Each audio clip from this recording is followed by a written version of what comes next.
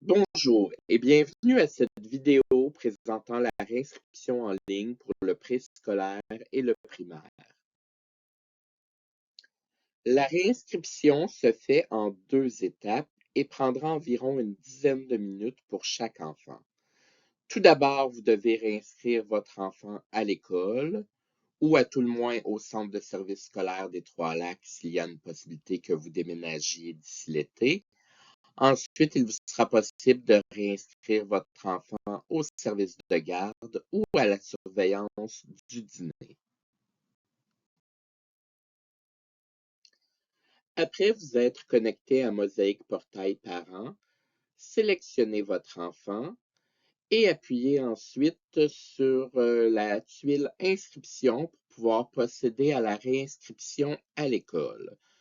Il y a également un lien pour signaler le départ du centre de service scolaire des Trois-Lacs, qui ne doit être utilisé uniquement si vous déménagez à l'extérieur de notre territoire ou si vous prévoyez fréquenter une école privée en 2025-2026. La réinscription se déroule en 5 étapes et vous pouvez naviguer d'une étape à l'autre à l'aide des boutons précédents et suivants. À l'étape 2, pour l'école prévue, même si vous croyez que l'école va changer en raison d'un programme particulier ou autre, veuillez procéder à la réinscription en cliquant sur Suivant. Encore une fois, le bouton Signaler le départ du CSS des Trois-Lacs ne doit être utilisé qu'en cas de déménagement à l'extérieur ou de fréquentation d'une école privée. Au moment de l'adresse de l'élève, à l'étape 3, si vous demandez un changement d'adresse, veuillez prendre note que vous devrez présenter 2 preuves de résidence avec la nouvelle adresse au secrétariat de votre école pour officialiser le tout. À l'étape 4, vous devez répondre à une série de questions complémentaires portant sur différents sujets. Le nombre de questions auxquelles vous devez répondre est identifié en en-tête de la page. Pour naviguer d'une question à l'autre, vous devez utiliser les petites flèches bleues qui se trouvent au bas de l'encadré. Une fois les questions complétées, vous pourrez appuyer sur Suivant pour passer à l'étape 5, l'étape de confirmation. Certaines questions ont une zone de commentaires qui peut être utilisée pour donner des précisions au besoin. La question portant sur la surveillance du dîner se veut un rappel. Dans le langage populaire, le service de garde et la surveillance du dîner peuvent apparaître comme 2 éléments distincts pour certains parents qui n'utilisent pas le service de garde. Cependant, afin de bénéficier du service du dîner, il est primordial de faire une inscription au service de garde en indiquant que les périodes du dîner afin que votre enfant soit considéré comme dîneur. La question vise à vous faire un rappel à cet effet afin de vous assurer, une fois l'inscription à l'école terminée, de procéder à l'inscription au service de garde ou à la surveillance du dîner par le même lien. Après avoir répondu à toutes les questions complémentaires, vous arrivez à l'étape 5, soit celle de la confirmation de la réinscription de l'enfant à l'école pour la prochaine année scolaire. Nous vous invitons à bien lire le paragraphe renseignements importants, à cocher les 2 cases qui se trouvent au bas de l'écran et vous aurez ensuite accès au bouton Envoyer pour transmettre officiellement la réinscription de votre enfant.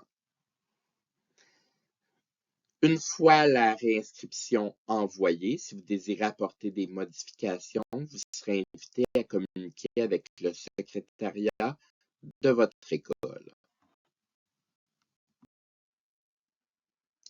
Une fois l'inscription à l'école terminée, lorsque vous êtes de retour à la page d'accueil de Mosaïque Portail Parents, Si vous revenez sur la tuile Inscription, vous verrez que l'inscription au service de garde est maintenant disponible. 3 liens se trouvent au bas de l'écran. Vous pouvez visualiser la fiche d'inscription à l'école. Vous pouvez procéder à l'inscription au service de garde qui est valide également pour la surveillance du dîner. Et un lien qui n'est que très rarement utilisé permet de ne pas inscrire l'enfant au service de garde. Nous vous prions de faire bien attention, ce lien ne doit être utilisé que dans le rare cas où l'enfant ne dînera jamais à l'école, ne participera pas aux journées pédagogiques et n'ira en aucun temps au service de garde.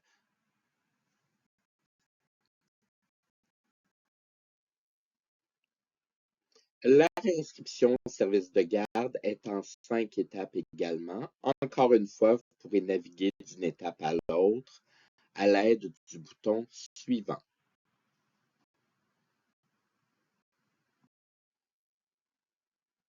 À la deuxième étape, pour la déclaration de la fréquentation au service de garde, vous êtes invité à cocher les périodes auxquelles votre enfant a besoin du service de garde.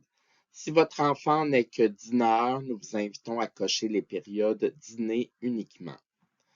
Nouveauté cette année, vous remarquerez qu'il y a une case également pour vous permettre d'identifier si l'enfant participe à l'occasion aux journées pédagogiques. Si c'est le cas, nous vous invitons à cocher au moins une des cases de la semaine pour nous l'indiquer.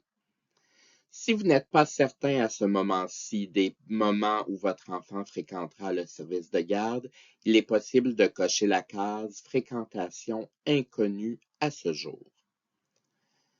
Un crochet est également demandé en bas d'écran pour autoriser aux sorties extérieures. Par exemple, le service de garde pourrait vous dire qu'il va parfois au parc ou à la bibliothèque ou autre.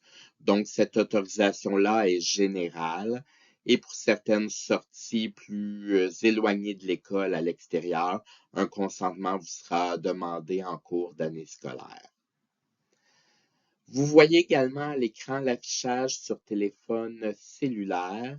À la différence de l'ordinateur, vous devez compléter les périodes pour chaque journée et un bouton vous permet de passer à la journée suivante. Donc, assurez-vous bien de faire le tour des 5 journées de la semaine dans la déclaration des périodes qui seront utilisées.